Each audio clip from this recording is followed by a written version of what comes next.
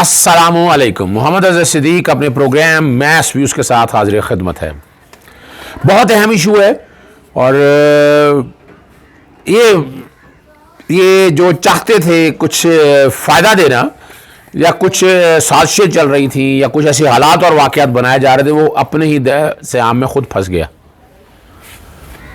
यानी जी बिल्कुल, मैं बात कर रहा हूँ जस्टिस काजी फायजी साहब, क्या आज खुद नोटिस, जिसको कुछ लोग हवाई नोटिस भी कहते हैं, और उस केस की समाअत के कॉन्टेक्स्ट में सुप्रीम कोर्ट का 5 रुकनी बेंच जो मुश्तमिल है जनाब, बैकग्राउंड पे मैं कोशिश करूँगा कि वो चल भी जाए, हेड कर रहे थे ऑनरेबल एक्टिंग चीफ जस्टिस जनाब जस्टिस उमर अता बिंदयाल साहब, justice Ijazul Hasan, justice Munir Akhtar, justice Qazi Muhammad Amin Ahmed और जस्टिस मोहम्मद अली मजहर।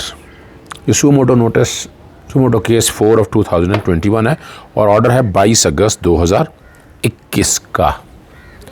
इसमें बुनियादी तौर पर फैसला ये करना है कि आज खुद नोटिस कौन ले सकता है, और बड़ा अच्छा काम किया है कि पाकिस्तान बार काउंसिल और सुप्रीम कोर्ट बार एसोसिएशन को मुआवनत के लिए तलब कर लिया। अब कैसे फंस गए पाकिस्तान बार काउंसिल या सुप्रीम कोर्ट बार एसोसिएशन, ये मैं अभी आगे चल के आपको साथ बताता हूँ। और सहाफ़ियों के रिलेटेड जो मामला था, जो हुक्म दिया था, वो गैर मौसर रहेगा और जो फैसला लिखाया गया इसको हतमी ना समझा जाए। और जो बात कही है कि कोई मामला ज़ेर समाअत ही नहीं था जिसमें हुक्मनामा जारी किया है, बेंच ने हुकूमती इदारों, वफाकी और सूबाई एडवोकेट जनरल को भी नोटिस जारी किए हैं और कहा गया कि उसी दिन यानी 26 अगस्त के दिन जस्टिस काजी फायजी और जस्टिस जमाल मंदोखल पर सामने लगाया जाए। उस दिन तो बेंच ही दस्तयाब नहीं है। अदालत ने कहा कि 20 अगस्त के अहकाम तो जारी रखें और जवाबात वगैरह सारा जमा करवाएं। नए बेंच की तश्कील तक सहाफ़ियों की हरासगी का मामला जो है वो गैर मुअस्सर रहेगा। फिलवक्त सहाफ़ियों की तरफ से जो जानबगी से जो उठाए गए सवाल है उस पर नहीं बात करी जाएगी, बल्कि आज खुद नोटिस लेने के दायरा अख्तियार से मुतल्लिक आज खुद नोटिस लेने के इख्तियारात के तयन के लिए असल शराकतदारों को सुनना चाहते हैं। अदालत ने अटॉर्नी जनरल और सदर supreme court bar, vice chairman Pakistan bar council को मुआवनत के लिए तलब कर लिया। 25 अगस्त बरोज़ बुध के लिए समाअत अदालत ने मुलतवी कर दी। अब मैं आपके सामने कुछ तारीखी, मैंने वो चीज़ें सारी निकाल के रखी हुई हैं।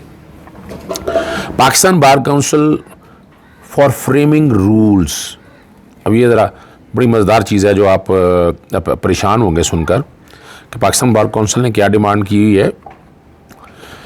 Pakistan bar council calls for framing rules to regulate supreme court suo motu powers. 2 दिसंबर 2020, आज हम अगस्त 2021 में बैठे हैं और डिमांड किया कि इसको रेगुलेट करने के हवाले से अनवर मंसूर साहब अटॉर्नी जनरल थे, हेड कर रहे थे, और स्पेशल कमेटी जो है ना उस वक्त बना दी गई, कुछ जो सारे मैटर को देखेगी फ़ारूक नसीम साहब के हवाले से भी, और बड़ी डिटेल में ये सारी, और ये ख़बर छपी हुई है दिसंबर 2, 2018 में डॉन अखबार में छपी हुई है।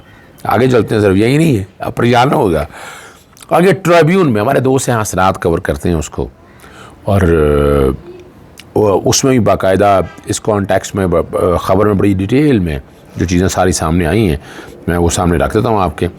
Pakistan bar council urges supreme court to regulate suo motu powers, और एक मामला और ज़ेर इल्तवा है जो सुप्रीम कोर्ट के सामने है। Chief justice want to determine scope of supreme court suo motu powers. जैसे साकिब निसार साहब के दौर की बात हो रही है, बहुत शोर डाला था।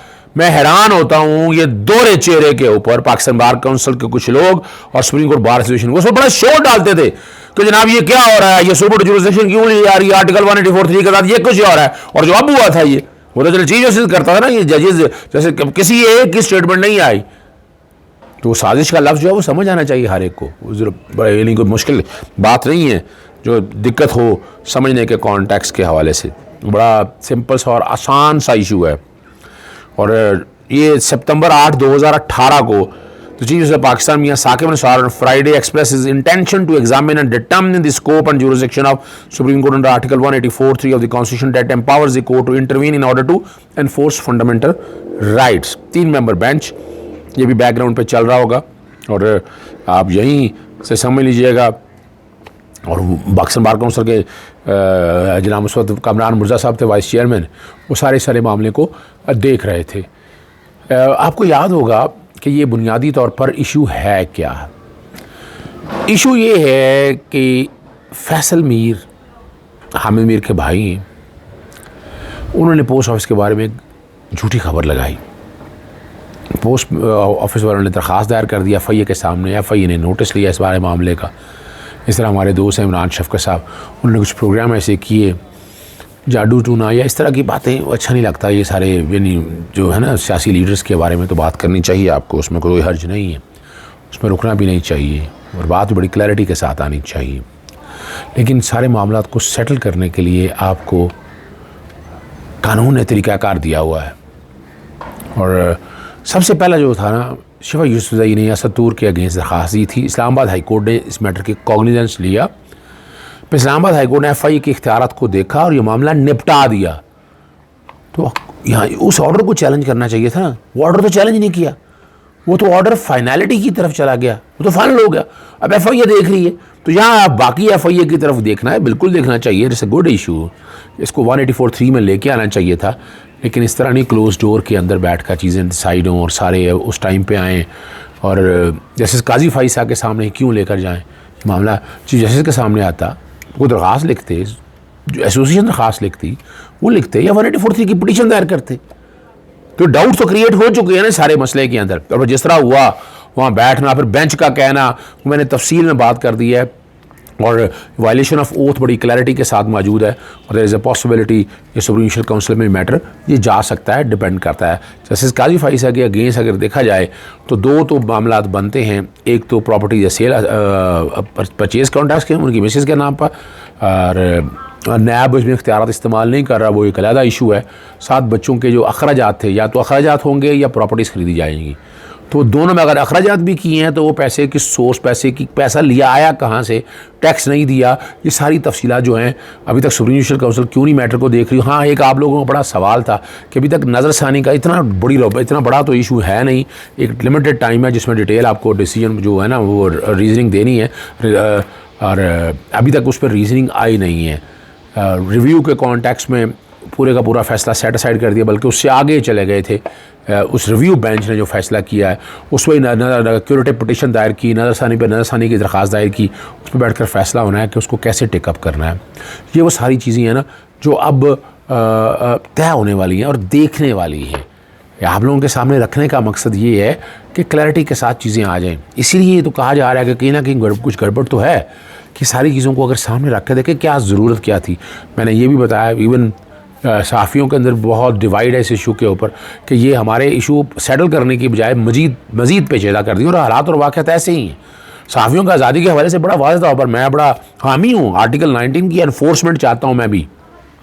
ये मादर पिदर आज़ादी का कॉन्सेप्ट नहीं है यहाँ पर, लेकिन यहाँ कुछ ऐसे लोग हैं, कुछ ऐसे फ़िरके हैं जो चाहते हैं मादर पिदर आज़ादी हो, वो लिबरल की शक्ल में, उसे हम सो कॉल्ड लिबरल कहते हैं, या इस तरह की हम क्लास, यानी उस तरह की एक क्लास मौजूद है कि जिनके अपने एक मकासद हैं, जो एजेंडा बैरूनी एजेंडा ले लें या जो कोई भी कहें आप, उस एजेंडे को लेकर वो चल रहे हैं और बड़ा वाज़ेह तौर पर उस पर इम्प्लीमेंटेशन के कॉन्टेक्स्ट में भी वो लोग देख रहे हैं और वो पीछे हट नहीं रहे हैं।